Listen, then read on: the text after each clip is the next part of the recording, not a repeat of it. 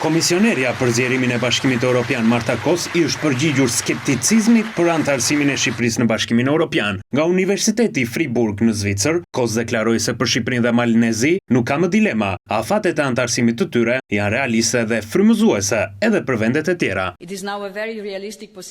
Tani kemi një mundësi shumë realiste që Bashkimi Evropian të zgjerohet në vitet në vijim. Ende ka skepticizëm në shumë pjesë të Ballkanit Perëndimor se anëtarësimi në BE është me të vërtetë i mundur. Shpresoj që shembulli pozitiv i Malit të Zi të Shqipërisë, që është e dyta në radhë, do të frymëzojë pjesën tjetër të shteteve të Ballkanit Perëndimor që të ndjekin të njëjtën rrugë. Afati kohor për pranimin e shteteve të reja anëtare tashmë ka ndryshuar nga hipotetik në realist.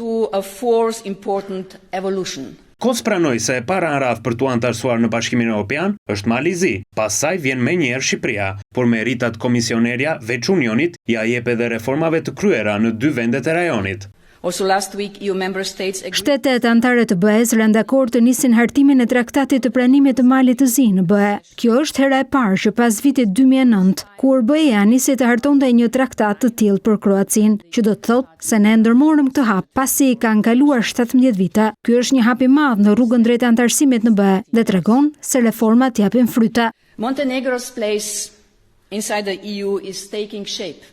Ndërsa Mali i Zi tashmë ka hyrë në fazën e anëtarësimit me miratimin e traktatit të pranimit me objektiv vitin 2028, edhe Shqipëria ka objektivat e qarta, mbylljen e negociatave në vitin 2027 dhe anëtarësim brenda vitit 2030, objektiva të cilat komisionerja për zgjerimin e Bashkimit Evropian i quan realiste dhe shumë të mundura.